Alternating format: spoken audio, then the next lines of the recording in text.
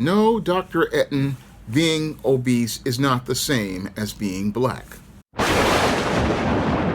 Coming to paperback and e-readers, John Haynes, Godbreaker.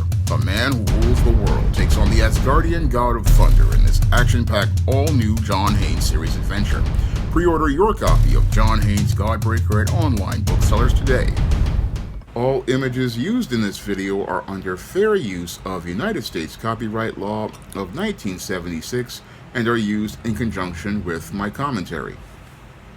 A fat-affirming dietitian went on Twitter and wanted to compare being obese to being black. Now, Dr. Anita B. Etten went to Twitter to post a tweet where she said, "You wouldn't call a black person like myself the N-word, so you shouldn't call a fat person the O-word." Now, as a black man who has struggled with weight issues all of his life, I took deep offense to Dr. Etten's tweet because she's looking to compare a racial slur to a person having a weight issue. And both of those subjects are diametrically opposed to each other, because when a person goes out here and calls a black person the N-word, they are not calling them the N-word out of love. No, they are calling them the N-word out of hate, and they call them the N-word because they want to devalue and minimize that person, and they also want that person to feel like they're less than. So when a person uses the N-word, they use this to go out here and devalue a black person and try to break them down by calling them a racial slur.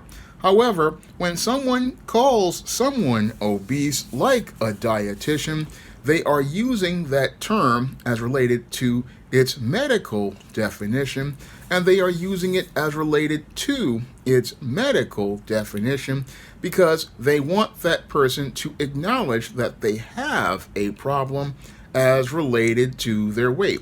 Now, back in 1983, I read a book called The Diet Center, and in that book, The Diet Center, they talked about being obese, which is a medical condition, and a person who is obese when they are beyond their actual healthy weight. And being obese has a lot of serious medical issues, such as issues as related to breathing, issues as related to your heart, issues as related to your joints, because all of these systems in the body are stressed when somebody is obese, and a person who is obese is in serious need of medical care if they do not go out here and take care of their issues as related to their weight. Now, your Dr. Anita B. Etten wants to go on and say that she's a fat-affirming dietitian who's about body-positive medicine, and she says she's authored a book called Snacks Over Scales. But when I take a critical examination of this feminist and social justice dietitian, she basically shows me that she's a quack as related to the medicine she says that she's practicing, because her positions on being a dietitian are diametrically opposed to what a professional dietitian would go out here and say. Now, a professional dietitian would understand that a person being obese is a medical condition, and a medical condition is not the same as the race of Black Americans, because a medical condition like obesity is something that needs to be dealt with not just with diet and exercise, but it also has to be dealt with as related to mental health counseling, because we have to find out what is causing an individual to be motivated to go out here and eat the way they're doing if they don't have some sort of glandular condition as related to their pituitary gland and their hormones, or the side effects as related to medicines such as those used for many mental health conditions. Because what makes a person obese can range from, again, a glandular condition to a series of reactions to medications, such as those for ADHD and other drugs like Risperdal, I believe, and Thorazine. Many of these drugs create chemical reactions that lead to people gaining weight, not to mention injections like Depo-Provera. All of these types of medicines can create reactions that can lead to a person gaining weight. However, one of the main reasons why many people wind up gaining weight, and I know this from experience, is that a person can gain weight due to trying to cope with stress as related to traumas they've experienced. Because one of the ways that people deal with stress is by coping with it through eating. And this is something I myself ran into back in the late 1980s after dealing with years of bullying, and after being mugged on a train. I wound up doing a lot of unconscious eating, and all of that unconscious eating led to me going from being 155 pounds to the weight I am today. Because I remember back when I did not have much stress in my life and much pressure on me, a lot of the weight that I had basically melted away. And as I focused on things that I found to be pleasing, like my hobbies of collecting comics and going to Comic-Cons and just going out and living my life, or when I would go out here and I had jobs and I wasn't dealing with a lot of stress, all of this weight that I had would basically melt away, and I would go from wearing double extra large clothes to wearing extra large clothes. And I remember, again, back in the late 80s, I was down to a size medium. And again, a lot of times, a lot of people gain weight from stress eating, and the stress eating is because things are eating people, and that is the reason why some people wind up gaining a lot of weight.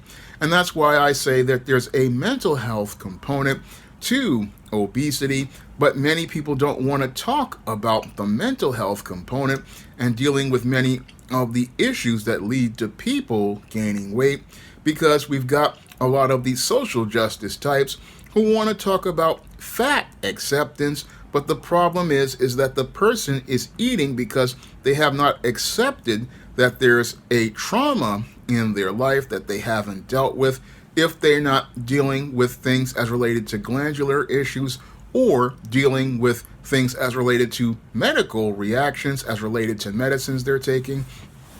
A lot of times people gain weight because they are, again, dealing with a lot of traumas that come from their past, and the way they deal with those traumas is by going out to eat to escape the problems that they're having.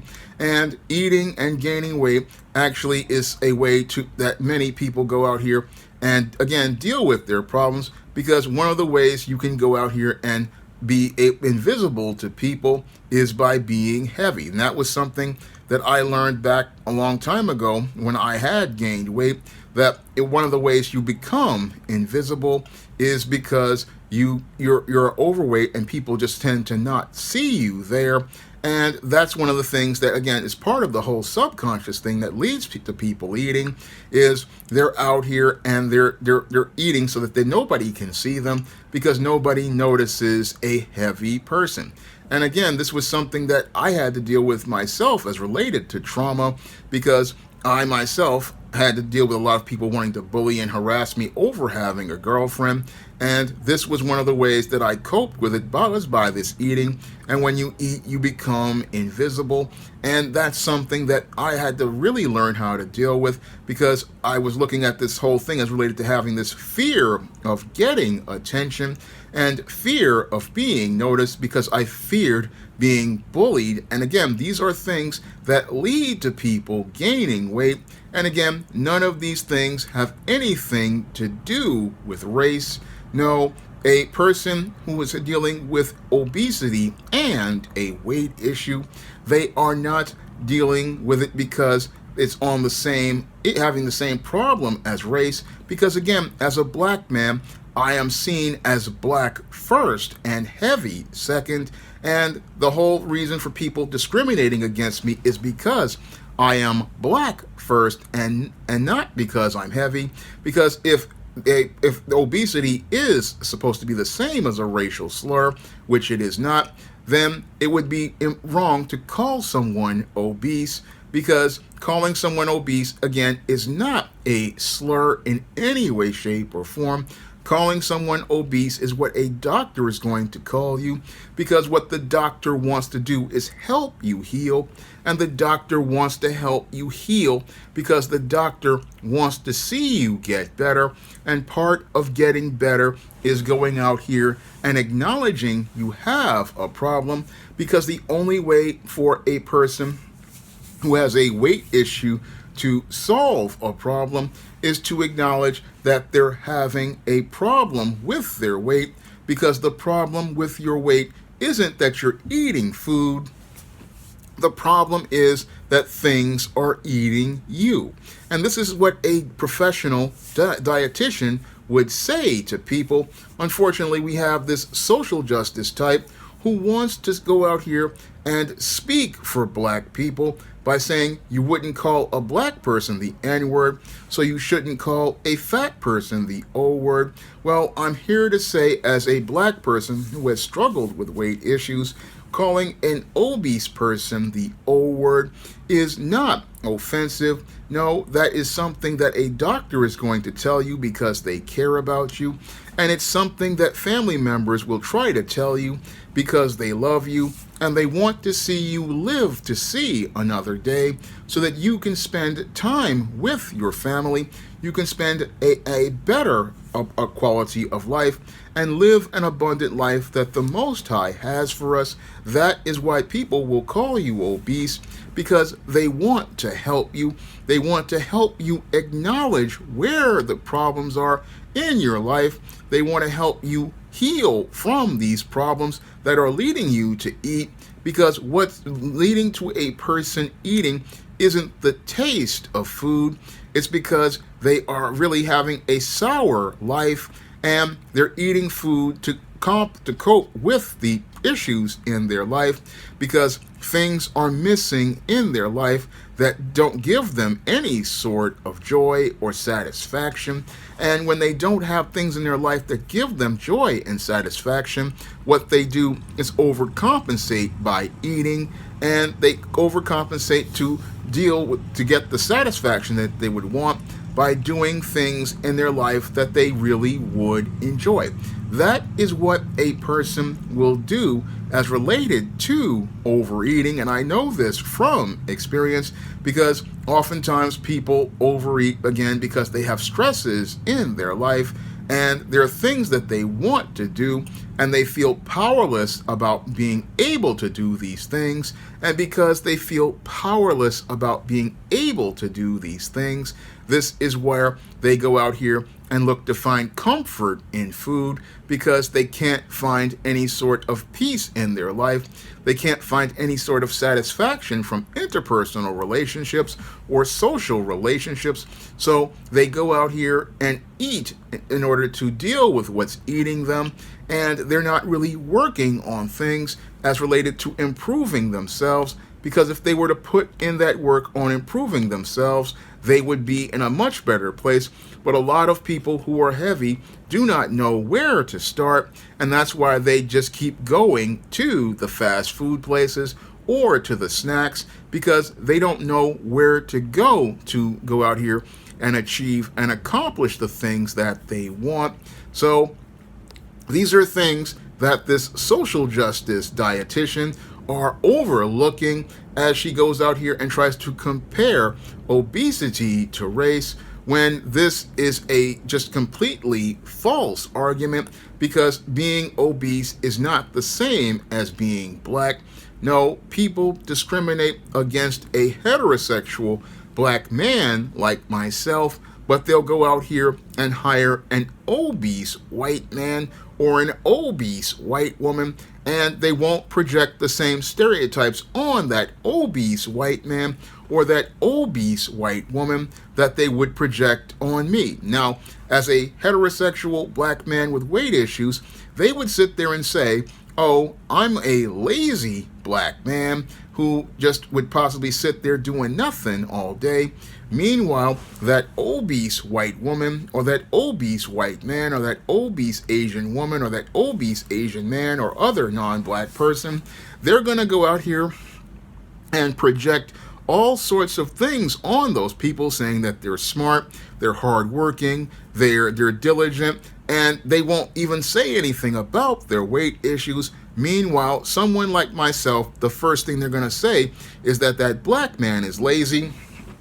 And that goes back to old stereotypes that go all the way back to the dark days of the antebellum South and slavery. These are racist ideas that have been projected on heterosexual black men, regardless of their size, for over 2 centuries. And this is what's going to happen as related to a black man. And again, a person, when they call a black man the N-word, it is the ultimate expression of contempt. It is an expression of hatred. It is saying that this person is less than human. It is saying that this person is not a human being and that they are somebody I have a right to go out here and demean and degrade. That is why people call black men like myself the N-word, because they don't want to respect us as human beings. But this flies over the head of this social justice, fat affirming dietitian who doesn't even understand her own medicine, because what is body positive about being obese? That's the critical question I want to ask, because while I find myself to be quite handsome and attractive, I have always worked towards keeping myself in a healthy place. And that's why lately I have been changing my diet by going out here drinking more water, taking more vitamins, and exercising more regularly. And many of my viewers noticed a difference in my weight. But the reason why I did that is because I wanted to start taking care of my health. And I've always actively wanted to do that on the regular. But the whole thing is I was just so stressed about jobs and so stressed about other things that I wasn't thinking about my health the way I should have. And I wasn't in that, again, mental place where when I was losing weight, because what was causing me to lose weight was, again, I was winding up in a place where I was feeling more satisfied as related to the state of my life. And I always noticed that whenever I would find any sort of personal satisfaction and would work towards any sort of goal that I had, I would start losing weight, because instead of me eating what's eating me, I was feeding myself positive energy and I was working towards positive goals. And when you feed yourself positive things, you can get your weight down, because your mental state affects your physical state. And when you're working on your mental state and working towards things that you find passion for, these are things that are going to help a person lose weight. It's going to, because you're dropping all of this baggage that you have, and you're working on issues that you're having. And that was one of the reasons why I came to YouTube, in addition to looking to increase my book sales, was to go out here and work on start growing myself. Because one of the things I wanted to do was try to break out of different issues that I've had that were eating me. And again, I rediscovered my voice, which I lost a long time ago, and I finally got that back. Started working on my self-confidence, working on different things. And again, with each thing that you work on, you wind up dropping more of this weight, which is just mental baggage. And again, this mental baggage causes you to put physical weight on yourself so that you wind up becoming invisible. And this is something that I've had to face my fears on, which is about being visible and being out here and facing the fear that somebody will come after me just for being out here and speaking to people. Again, weight issues have to do with a lot of mental health issues, but people don't want to talk about how weight relates to mental health. But I know from my own experience, weight relates to mental health. And again, we have this fat affirming dietitian. She wants to compare weight to race. No, weight has nothing to do with race, but racism can weigh a person down and lead to them gaining weight. But the whole thing is, calling a black person the N-word is not the same as calling an obese person the O-word, because when a person calls a black person like myself an N-word, it's an expression of hatred. The whole word is hatred. The whole word is about showing hatred for black people, and it's about disrespecting a black person and making a black person feel like they're less than, breaking down a person. Whereas when somebody in a medical situation calls a person obese, they're calling them obese. They're letting them know, hey, you are obese. You are far beyond the weight you're supposed to be. This is going to have serious issues as related to your physical health. It's going to affect your breathing. It's going to affect your heart. It's going to affect your knees. And if you're consuming lots of different sugary items, it's going to give you things like diabetes and heart disease. And people who love you want to have you around, and they want you to be here so that you can live a joyous life. And the Most High wants you to live an abundant life. And this is why he's working through people to help you acknowledge what your problem is and try to create an environment where you can go out here and work on this problem, because the problem just isn't the weight. No, the problem is what's eating you. And this was what I was going to go into in a novel I had planned a long time ago called Heavy, but I wound up writing Spinsterella instead. And I wanted people to understand, again, what makes a person heavy isn't what they're eating, it's what's eating them. Because once they go out here and start working towards their goals and feeding their soul and their spirit positive energy, and they start healing those wounds, the weight will go away. I know this from, again, experience, because when you work on yourself and you work on your mental health and you work on the things that you want to do in life, and you start breaking free of all of these different fears that you have, you will start healing and you will start getting better. And instead of you hurting your body and by eating a lot of food and looking to hide from people, you will be stepping outside, and instead of you looking to force something to eat, you'll be looking to fill your spirit with something like working towards your goals and working towards improving yourself. And as you improve yourself, you're going to get a different perspective on life, a different perspective on things, and you're going to be working on things. And this is something that flies over the head of your Dr. Anita B. Etten, a woman who I have to find questions as related to her license, because she puts identity politics over medicine, and putting identity politics over medicine shows me that this doctor who wants to compare racism to obesity shouldn't have ever gotten a license for medicine at all.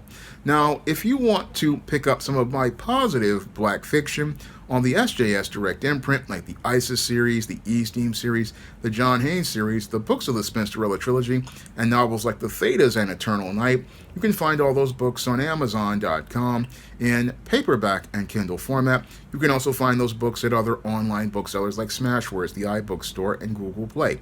And if you want to see me make more videos like this, you can donate to my Patreon, my PayPal, or my Cash App by clicking the links in the description box. That's all I have to say for this video. You can comment, rate, and subscribe. Now available in paperback and e-readers, Spellbound, A Darker Shade of Black. Get your copy today at your favorite online bookseller.